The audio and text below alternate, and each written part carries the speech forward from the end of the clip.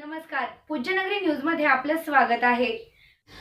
Pujyanagari news मध्ये आपले स्वागत आहे। परंडा तालुक्यातील महत्त्वाच्या घडामोडी।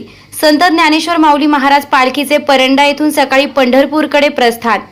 थोरबोले यांच्या वस्तीवर पालखीचा विसावा। थोरबोले परिवाराच्या वतीने पालखीचे भव्य स्वागत।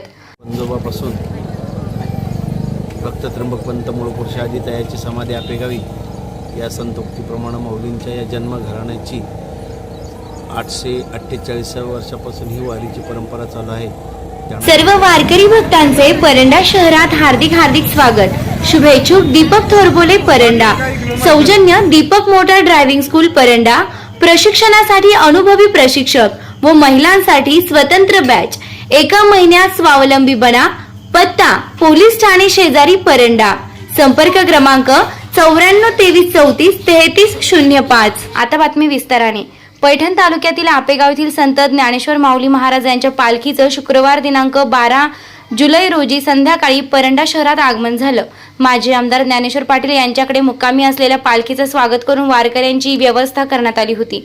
शनिवारी सकाळी 8 वाजता परंपरेनुसार दीपक थोरबोले यांच्या कुर्डवाडी रोडवरील वस्तीवर पालखीनं विसावा घेतला। यावेळी थोरबोले परिवाराच्या वतीने पालखीचं भव्य स्वागत करण्यात आलं।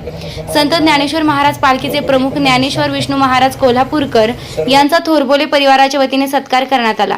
तसेच दीपक थोरबोले यांच्या वतीने पालखीला पुष्पहार अर्पण करून कुटुंबासह दर्शन घेतले। पालखीतील वारकरींसाठी थोरबोले यांच्या वतीने अल्पोपहारची व्यवस्था करण्यात आली होती।